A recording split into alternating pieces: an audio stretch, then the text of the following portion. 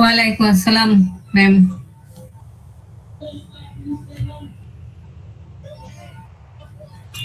Ma'am কালকে class হবে? হ্যাঁ, কালকে ক্লাস হবে ইনশাআল্লাহ। 9টায়? হ্যাঁ, 9টায়। 9টাতেই হবে। আপনারা টাইম মতো চলে আসেন। হ্যাঁ।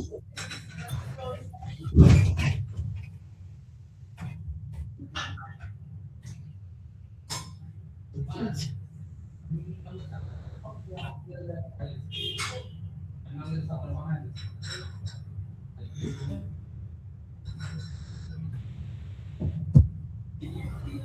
আচ্ছা, ম্যাডাম, ওই দিন কোথায় কতটুকু ছিলাম একটু ব্রিফ করেন।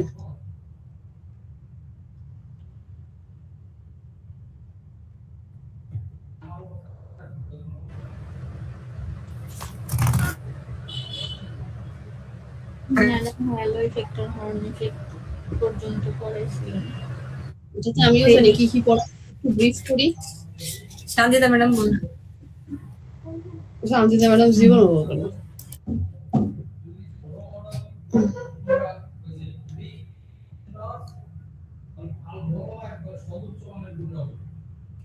এই ফারহানা ম্যাডাম, বলি শুরু করি, সময় যাচ্ছে।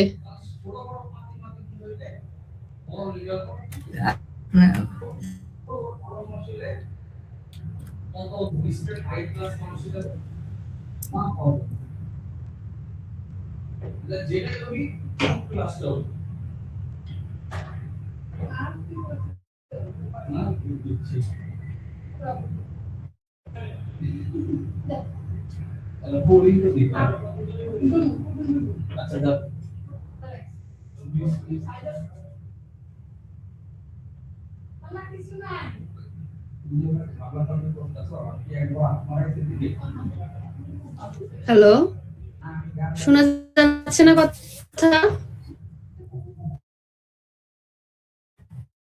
জি জি ম্যাডাম শোনা যাচ্ছে। শুরু করেন তাহলে।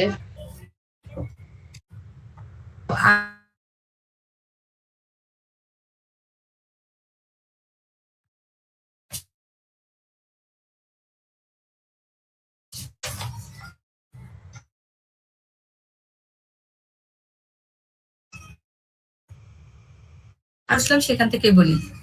প্রিপেয়ারিং ক্যান্ডিডেটস ফর ইভেন্ট, যে কি একজন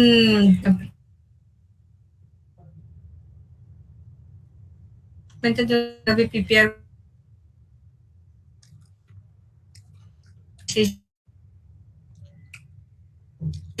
এখান থেকে আমি স্টার্ট করলাম।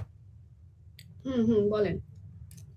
তো এখান থেকে assessor must be able to environment for assessment, এটা হবে, সেগুলি দেওয়া আছে। তারপর আছে রিজনেবল অ্যাডজাস্টমেন্ট ও competency based training and assessment. এটা হচ্ছে একজন অ্যাসেসমেন্টের মানে পরেগুলো অ্যাডজাস্টমেন্ট, যেটা একজন অ্যাসেসরের কি কি ধরনের অ্যাডজাস্টমেন্ট মানে ইনক্লুড থাকতে হবে সেই পয়েন্টগুলো বলা হয়েছে। তারপরে possible strategies for adjustment the assessment process, এর ভিতরে বিভিন্ন ক্যাটাগরি আছে, ক্যাটাগরিগুলো বোঝানো হয়েছে এবং তার সাথে সামঞ্জস্য যে সমস্ত স্ট্র্যাটেজি আছে কি ধরনের সেগুলো হতে পারে সেগুলোর সাথে এর সাথে সামঞ্জস্যতা বোঝানো হয়েছে। তারপরে ছিল group for home adjustment may be made, এটা একটা ছিল।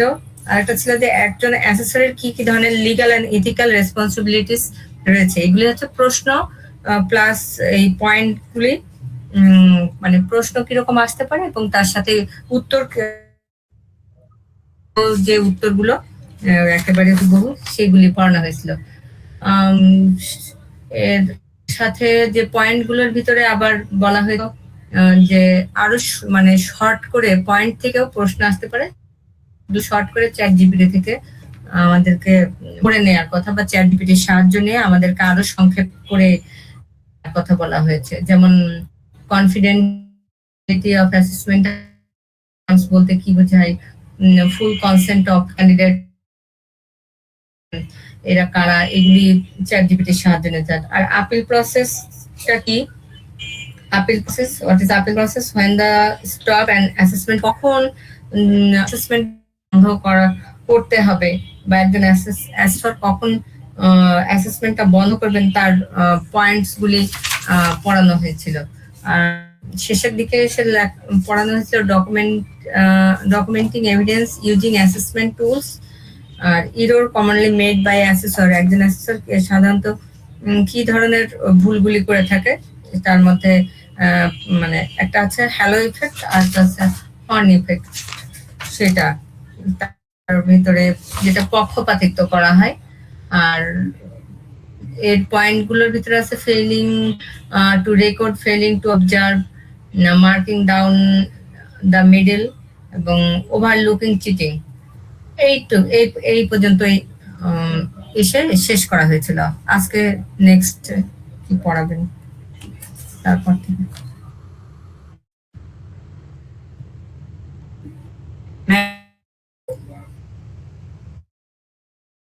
আচ্ছা ঠিক আছে, আমরা একটু সামনে আগাই। রুলস অফ এভিডেন্স এটা আমরা আগেও পড়ছি, তাই না? রুলস অফ এভিডেন্স কয়টা?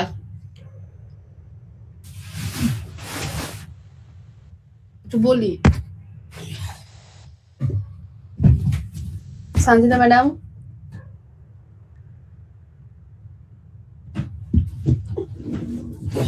সঞ্জিতা ম্যাডাম আছেন?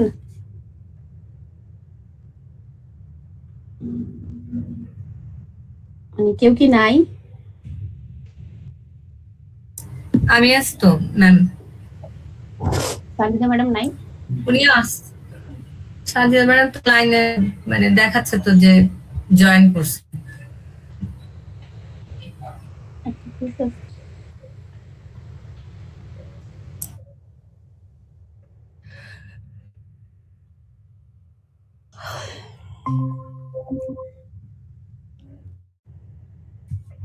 এটা একটু আমরা খেয়াল করি। এটা হচ্ছে ফিডব্যাক, মোস্ট ইম্পর্টেন্ট টপিক। এটা হচ্ছে আপনার ফিডব্যাক, মানে কোনো একটা কিছু রিপ্লাই দেওয়া। তো এখানে বলছে feedback is not one way process. Feedback কখনো এক ওয়ে প্রসেস না।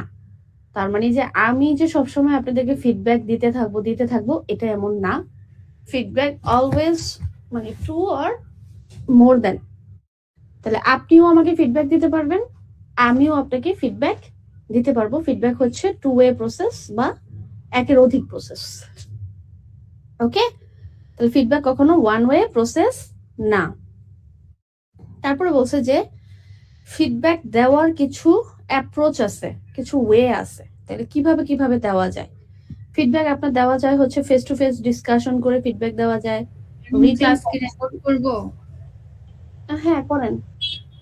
আমি এতক্ষণ তো ছিলাম না, কারেন্ট চলে গেছিল, তো আমি আবার কানেক্ট আমি ডাকতেছিলাম আপনাকে।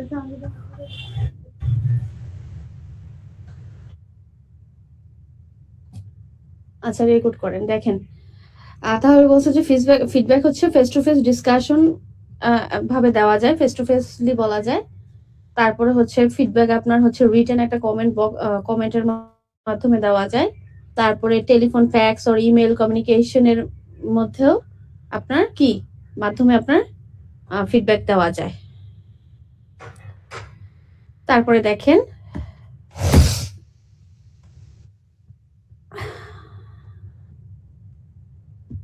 এটাও অনেক ইম্পর্টেন্ট, এটা আপনার প্রশ্ন আসে। সেটা বলছে যে effective way of providing feedback. Feedback provide করার কার্যকারী কিছু ওয়ে আছে। ফিডব্যাক প্রোভাইড করার কার্যকরী কিছু ওয়ে আছে। সেগুলো কি কি? সেগুলো হচ্ছে দেখেন, start by asking the candidate to জাজ how well he or she perform. তাহলে ক্যান্ডিডেটের কাছ থেকেই মানে জিজ্ঞেস করা যে সে রিটেন কেমন দিছে, অ্যাসেসমেন্ট কেমন দিছে। আপনারা যখন ভাইবার জন্য যান, প্রশ্ন ধরার পরে কিন্তু আপনাদেরকে আস্তে আস্তে করে জিজ্ঞেস করে যে রিটেন কেমন দিছেন, ডেমনস্ট্রেশন কেমন দিছেন, ঠিক না? এরকম করে কিন্তু প্রত্যেকটা ইয়েতেই জিজ্ঞেস করা হয় স্কিলে। তারপরে আস্তে আস্তে গিয়ে বলে, আপনি যদি কম্পিটেন্ট হন তখন আপনাকে বলে যে হ্যাঁ আপনি সবকিছু খুব ভালো করছেন, রিটেনও খুব ভালো করছেন, ওয়েল ডান। মানে ওইখানেই দেখা গেছে প্রপার একটা ফিডব্যাক দিয়ে দেয়, ওয়েল ডান, আপনি সবকিছু খুব সুন্দর হয়েছে, ভালো হয়েছে, আপনি মোটামুটি কম্পিটেন্ট, মানে এটা বলে দেয়। আর যদি ভালো না হয় তখনও সেটা বলে দেয় যে আপনি রিটেনে খারাপ করছেন, রিটেনে খারাপ করলে কোথায় খারাপ করছে, মানে ওইটা হচ্ছে আন্ডারপিনিং নলেজে, মানে মাস্টার নলেজে নাকি কোথায়, সেটা ধরায় দেয়। আর যদি ডেমোতে খারাপ করে তাহলে ডেমোতে কোন জায়গায় খারাপ করছে, সেটা কিভাবে আবার ইমপ্রুভ করা যায় পরবর্তীতে, সেই বিষয়গুলো তাদের বলে দেয়। বুঝতে পারছেন? তাহলে যদি আপনি ফিডব্যাক দিতে যান তাহলে কার্যকরী ওয়ে হচ্ছে কি, ক্যান্ডিডেটের কাছ থেকেই জিজ্ঞাসা করা যে সে কেমন দিছে, এইটা একটা। তারপর হচ্ছে reinforce all the positive aspect of the assessment, তাহলে অ্যাসেসমেন্টের যত পজিটিভ ধারণাগুলো আছে সবগুলো তার কাছে তুলে ধরা, সবগুলো পজিটিভ যত ধারণা আছে সবগুলো পজিটিভ ধারণা তুলে ধরা। ওকে, যেমন ওই যে তার ভালো দিকগুলো, পজিটিভ ধারণা বলতে এখানে বোঝাচ্ছে যে তার ভালো দিকগুলো। সে তো ধরেন ডেমোতে যদি খারাপ করে তাহলে আগে ভালো দিকগুলো তার তুলে ধরবেন, তারপরে গিয়ে আস্তে আস্তে খারাপ দিকগুলো তুলে ধরবেন। ফিডব্যাক দেওয়ার একটা ওয়ে আছে, একটা মেথড আছে, এটাও আমরা একটু পরে জানবো। তারপরে দেখেন বলছে when positive feedback is called for, praise should be spread around freely and it should be specific as possible. যখন আপনি পজিটিভ ফিডব্যাক দিবেন তখন অবশ্যই তার প্রশংসা করবেন, তার কাজের যেই জায়গাটা ভালো করছে তাকে আপনি বলবেন যে গুড জব, ওয়েল ডান, এই ধরনের সেন্টেন্স বা বাক্য বলে আপনি তাকে প্রশংসা করবেন। এইটা একটা বলছে বিষয়। তারপরে দেখেন ask the candidate to suggest area for improve, ক্যান্ডিডেটদেরকে আপনি যে এরিয়াটা ইমপ্রুভ করা লাগবে সেটা আবার আপনার বলতে হবে। এইটা একটা। Give feedback as soon as possible, feedback অবশ্যই আপনার যত তাড়াতাড়ি সম্ভব তত তাড়াতাড়ি দিতে হবে। ফিডব্যাক আপনার অ্যাজ সুন অ্যাজ পসিবল দিতে হবে। এখানে আবার একটা প্রশ্ন আসে যে ফিডব্যাক কেন তাড়াতাড়ি দেওয়া প্রয়োজন, এটা একটা প্রশ্ন আসে যে ফিডব্যাক তাড়াতাড়ি দেওয়া কেন প্রয়োজন। এই যে এখানে তখন এই যে ইয়েলো কালার, এই করে রাখছে যে এইটুকু তখন দিবেন। Effective feedback should be given as soon as possible. The longer the delay between candidates' work and feedback, the longer they will continue to have some misconception. তো এটাই বুঝাইতে চাচ্ছে যে ফিডব্যাক যদি আপনি তাড়াতাড়ি না দেন তাহলে পরবর্তীতে যখন আপনি অনেক ডিলে করে দিবেন তখন আপনার মিসকনসেপশনস হইতে পারে। কি ধরনের মিসকনসেপশনস? সেটা হচ্ছে ধরেন আপনার কাছে আপনি প্রথম লার্নারের ভুল ত্রুটি সব যাচাই বাছাই করলেন কিন্তু আপনি সাথে সাথে তাকে দিলেন না। তো এরকম করে আপনি ওই দিন 10 থেকে 12 জন 10 জন বা 12 জন লার্নারকে আপনি অ্যাসেস করলেন। এখন 10 থেকে 12 জন লার্নারকে অ্যাসেস করার পরে আপনি সবারই মানে ভুল ত্রুটি দেখছেন কিন্তু কাউকে বলেন নাই, তাহলে সবাইকে ক্রমে দেখতে দেখতে লাস্টে গিয়ে আপনার কিন্তু ফার্স্টের কি ভুল ছিল সেটা মনে নাও থাকতে পারে। বুঝতে পারছেন? তখন কিন্তু আপনি তাকে প্রপারলি দেখা গেছে ক্লিয়ারলি একটা ফিডব্যাক নাও দিতে পারতে পারেন। দেখা যাচ্ছে তার জব আপনি অন্যজনের জবের সাথে মিলিয়ে ফেলতে পারেন, অন্যজনেরটা তাকে দিয়ে দিতে পারেন, মানে এই ধরনের আর কি মিসকনসেপশনস ক্রিয়েট হতে পারে। যার কারণে বলছে যে ফিডব্যাক যত তাড়াতাড়ি পসিবল তত তাড়াতাড়ি দেওয়া। সবচেয়ে বেস্ট হচ্ছে যখন ক্যান্ডিডেট আসবে তখন সাথে সাথে তাকে ফিডব্যাক দিয়ে দেওয়া। এই একটা বিষয়। আচ্ছা, তারপরে বলছে helpful strategies for feedback on negative assessment. উপরে যে ইফেক্টিভটা বলছে ফিডব্যাকের, ওইটা হচ্ছে মোটামুটি পজিটিভের ক্ষেত্রে ধরা যায়, কিন্তু পজিটিভেরটা তো মানুষ সবসময় মেনে নেয়, সমস্যা হয় না, কারণ সে তো খারাপ করে নাই কিছু, তাহলে মেনে কেন ইয়ে করবে। কিন্তু যখনই একটা নেগেটিভ ফিডব্যাক দিতে যাবেন আপনি কিন্তু তখনই চ্যালেঞ্জিংটা ফেস করবেন, কারণ নেগেটিভ কোনো কিছু কেউ কোনো নিতে চায় না। তার কাছে মানে এরকম থাকে যে আমি তো বেস্ট, আমি তো সবই করছি, তাহলে আমাকে কেন ইয়ে করা হবে। আমার কথা বুঝতে পারছেন? তো এর জন্য কি করতে হবে, নেগেটিভ ফিডব্যাক দেওয়ারও কিছু কৌশল আছে আর সেটা আপনাকে অবলম্বন করতে হবে। সেই কৌশলগুলো কি কি? সেটা হচ্ছে be positive without raising any false expectations. Okay, আপনি তাকে কোনো আশা দিবেন না, মিথ্যা আশা দিবেন না, আপনি তাকে কোনো ধরনের মিথ্যা আশা দিবেন না। আপনি দেখা গেছে যে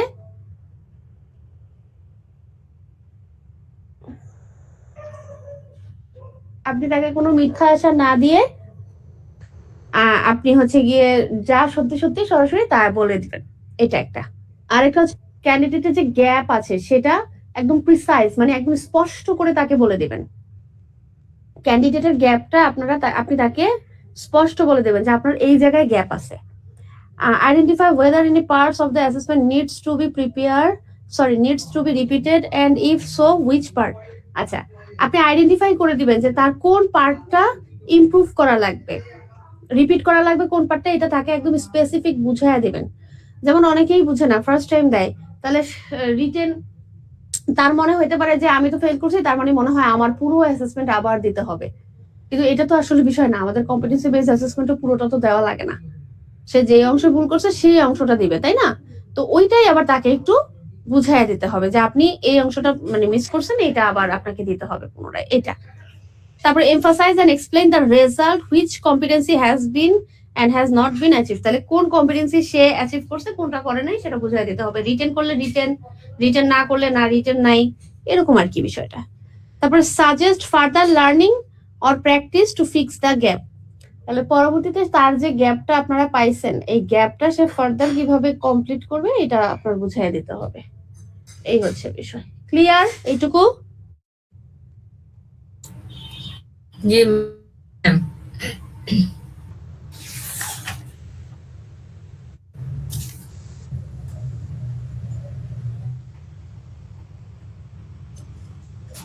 এটা দেখেন, role of the assessor in recording and কি রিপোর্টিং অ্যাসেসমেন্ট আউটকাম।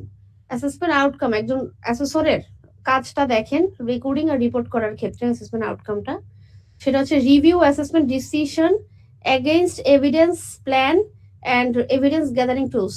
তাহলে এই যে সে যে ডিসিশনটা নিছে, অ্যাসেসমেন্টের যে ডিসিশনটা, অ্যাসেসমেন্টের ডিসিশন বলতে ওই যে রেজাল্টটা আর কি, সে যে রেজাল্টটা তৈরি করছে, ওই রেজাল্টের আউটকামটা এবং ওর সাথে সম্পৃক্ত এভিডেন্স গুলো সবকিছু ঠিক আছে কিনা, এই বিষয়গুলো। Record assessment result using the approval recording format. তাহলে আপনার বলছে যে প্রত্যেকটা অ্যাসেসমেন্ট রেজাল্ট রেকর্ড করার একটা ফরম্যাট আছে, ওই ফরম্যাট অনুযায়ী আপনাকে রেকর্ড করতে হবে। ফরম্যাটটা আমি দেখি আমার কাছে আছে কি, ওই যে আমি দেখাই কেমন হয়।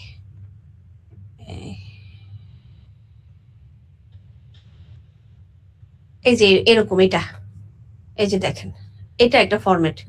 এই যে এখানে দেওয়া থাকে আপনার টোটাল ক্যান্ডিডেট কতজন, প্রেজেন্ট কতজন, অ্যাবসেন্ট কতজন, কম্পিটেন্ট কতজন হয়েছে, নট ইয়েট কতজন হয়েছে। এই যে দেখেন, এখানে ক্যান্ডিডেটের নাম থাকে, ছবি থাকে, ইংলিশে বাংলায় মানে রেজিস্ট্রেশন নাম্বার থাকে, ইংলিশ বাংলার নাম থাকে, বাবার নাম, মায়ের নাম, সে কি প্রেজেন্ট মানে রিঅ্যাসেসমেন্ট নাকি রিঅ্যাসেসমেন্ট না, এইগুলা বুঝতে পারছেন। তারপরে যে মোবাইল নাম্বার, সিগনেচার, সে যদি কম্পিটেন্ট হয় তাহলে সি, নট ইয়েট হলে NYC, আবার কোন জায়গায় নট ইয়েট হয়েছে সেটা আবার লিখতে হয়। এটা হচ্ছে সম্পূর্ণ একটা আউটকাম, বুঝতে পারছেন। তো এটাই বলছে যে record assessment result using the approved recording format, ওইটা হচ্ছে রেকর্ডিং একটা ফরম্যাট, ওই ফরম্যাটে আমরা অ্যাসেসমেন্ট রেজাল্টের আউটকামটা আর কি রেকর্ড করি। তারপর বলছে check the result have been record correctly, ঠিক মতো আপনি রেজাল্টটা কারেক্ট মানে ইয়ে করছেন কিনা, রেকর্ড করছেন কিনা সেটা আপনার চেক করতে হবে। তারপর discuss assessment record with the candidate. এবার ক্যান্ডিডেটের সাথে আপনি আপনার যার অ্যাসেসমেন্ট ইয়ে করছেন, আউটকামটা ইয়ে করছেন, সেটা ডিসকাস করবেন, রেজাল্টটা আর কি তাদেরকে বলবেন। ওকে, তারপরে বলছে যে submits assessment record two person responsible for keeping the documents. এবার ওই যে NSDA থেকে আমরা টুলস আনতাম, তাহলে NSDA কে আবার এই টুলস দিয়ে আসতে হবে, কোনো কিছু তো আমি আমার কাছে রাখতে পারবো না, এইটা। তারপর সাইন অ্যাসেসমেন্ট রেকর্ড, আপনি যে টুলস জমা দিচ্ছেন এটার প্রমাণ কি? এটার প্রমাণ হচ্ছে যে টুলস যেখান থেকে নেবেন সেখানে আবার টুলস জমা দিতে হয়, ওখানে একটা সিগনেচারের ঘর আছে, ওই সিগনেচারের ঘরে সিগনেচার করে আসবেন, তাইলে বোঝা যাবে যে আপনি কি টুলস জমা দিচ্ছেন। এটাই হচ্ছে আপনার একজন অ্যাসেসরের মানে রেকর্ডিং আর রিপোর্টিং করার, অ্যাসেসমেন্ট আউটকামটা রেকর্ডিং রিপোর্টিং করার প্রসেসটা এটা।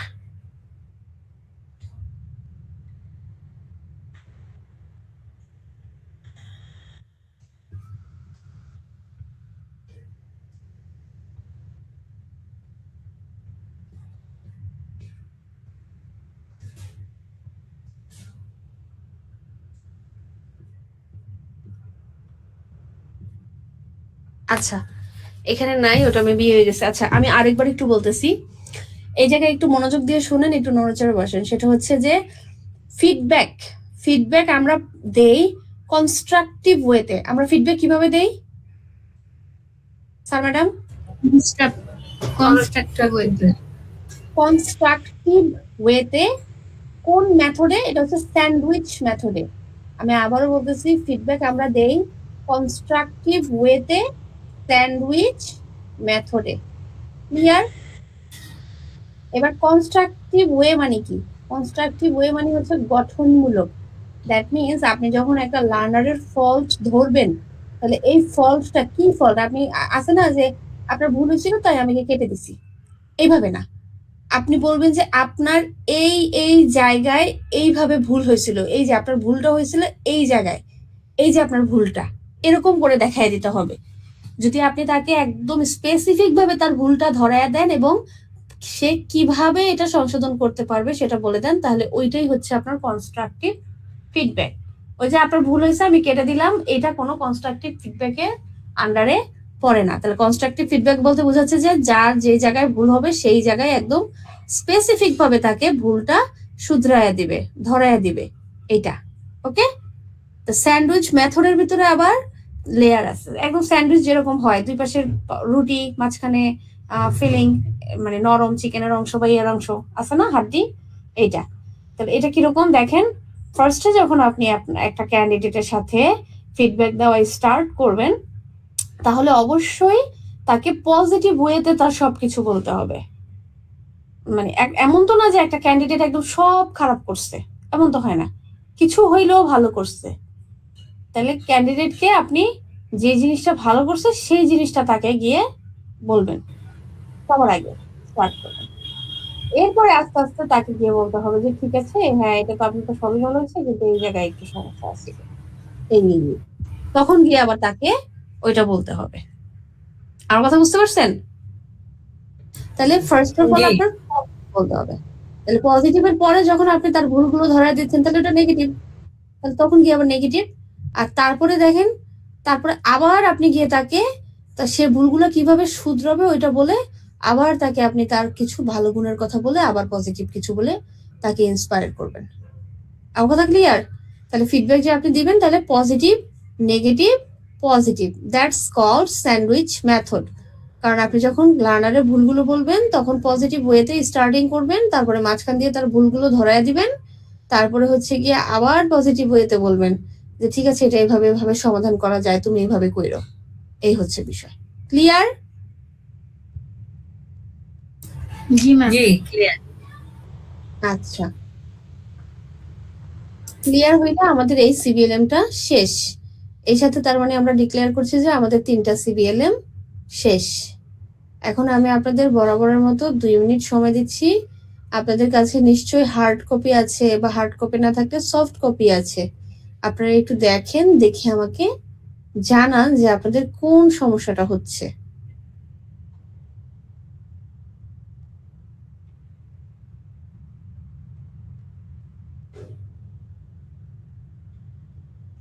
একটু ইমাজিনেশন করেন, দেখেন।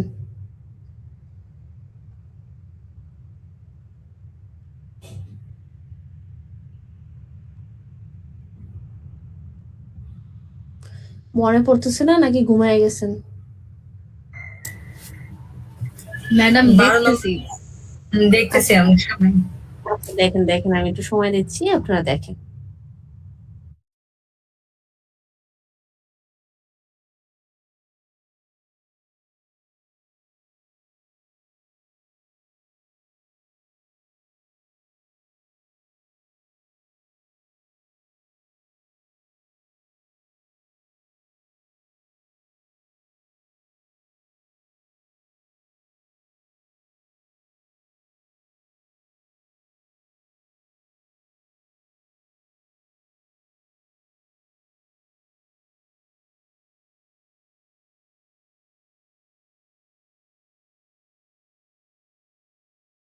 হ্যাঁ, ওই যে এই সিবিএলএম এর 12 নম্বরের ভিতরে যেগুলো আপনি মানে টপিক গুলো ধরছেন, আর যেগুলো অনেকগুলো দেখা যাচ্ছে স্কিপ করে গেছেন, ওইগুলো কি মানে বাদ দিব?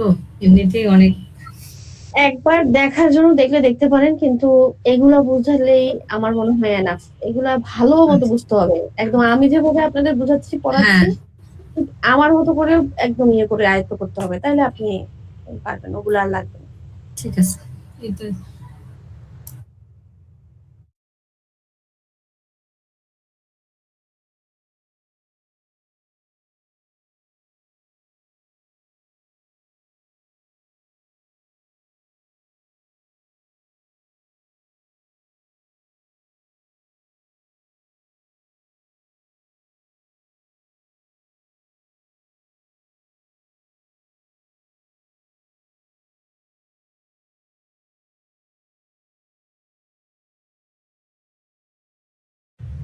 ম্যাডাম বুঝতে পারছি, কোনো সমস্যা নাই, কিন্তু পড়তে হবে।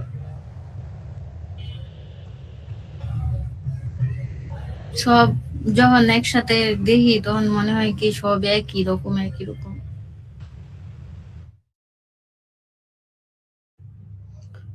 সানজিদা ম্যাডামের একদম মনের কথা। এটা তো পেলে হবে না।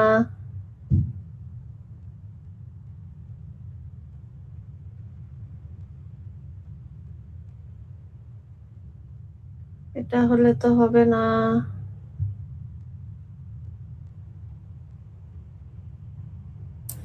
আজকে নতুন সিবিএলএ পড়াবেন না?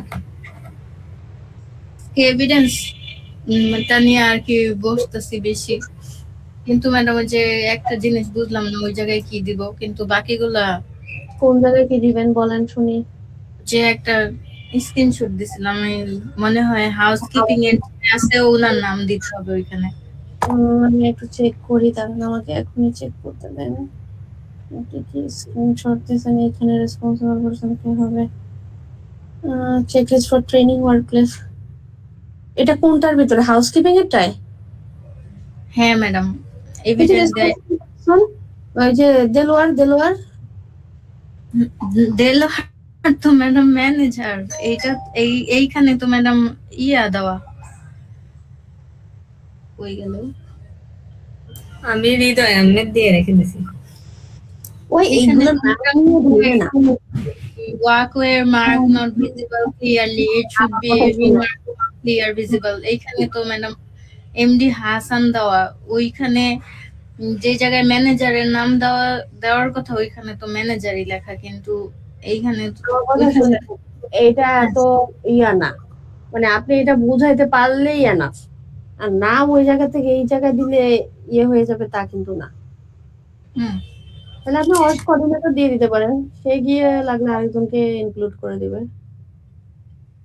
আচ্ছা ঠিক আছে। আর এই জায়গায় ডেটটা তো ম্যাডাম যে দিনের এভিডেন্স গাইডের ডেটটা ওইটাই দিব, তাই না? হুম। ঠিক আছে, বাকিগুলোও করতেছি। আচ্ছা, উম, আমি জাস্ট এই সিভিএলএমটা শেষ করার জন্য আপনাদের ইয়ে করছিলাম।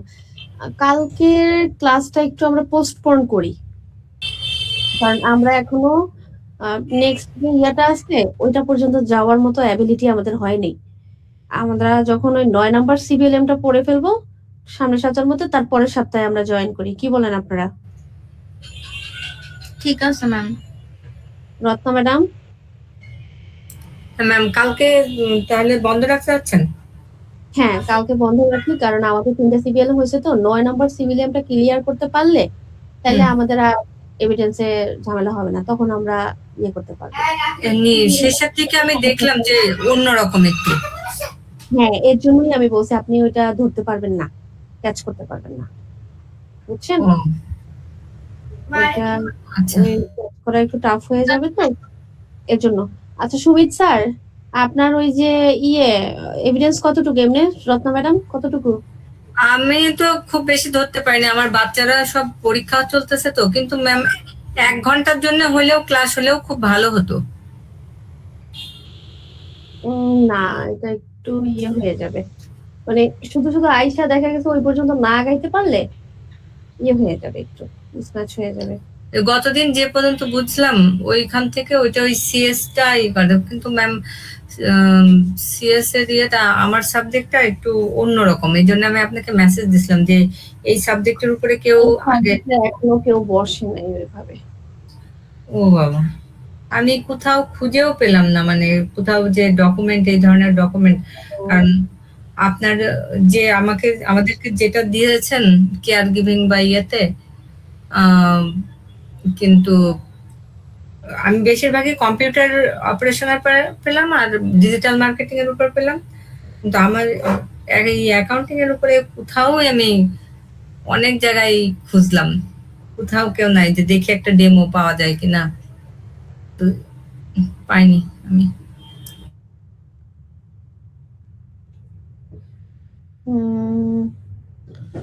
ওইটা আপনার নিজেরই বানাইতে হবে, আমি যে যে ইনস্ট্রাকশন দিছি ওই ইনস্ট্রাকশন অনুযায়ী। আমার ভুল হয়েছে, আমার যে অ্যাসেসর ছিল, আমি যদি মানে ওনার কাছে ওনার নাম্বারটা চাইতাম উনি দিয়ে দিত, উনি বেশ ভালো ছিল এবং যাওয়ার সময় আমাকে। ছিল নাকি? হ্যাঁ, ইমেল ছিল। জি জি। নাম কি? নামটা মনে নাই, উনি ইয়েতে চাকরি করে, ইনসেপ্টাতে চাকরি করে, বেশ মাথায় হিজাব দিয়া। উনি আমার ওই পরীক্ষার দিনে খুবই আমাকে লাইক করছে এবং সে আমাকে মানে বারে বারে একটু পরপরই আমাকে ডেকে এটা ওটা জিজ্ঞাসা করে, পরে যাওয়ার সময় আমাকে বলে যে ভালো থাকবেন। আমি আর মানে ভাবলাম যে কি বলবে যদি উনার নাম্বারটা চাই, কিন্তু পরে ভাবলাম যে না, উনি বেশ নাম্বার নিয়ে রাখা ভালো। হ্যাঁ, কোঅপারেটিভ ছিল। উনি ওই বললো যে আমি একটা ফার্মাসি কোম্পানিতে চাকরি করি আর পাশাপাশি এই অ্যাসেসরের কাজটা করে থাকি।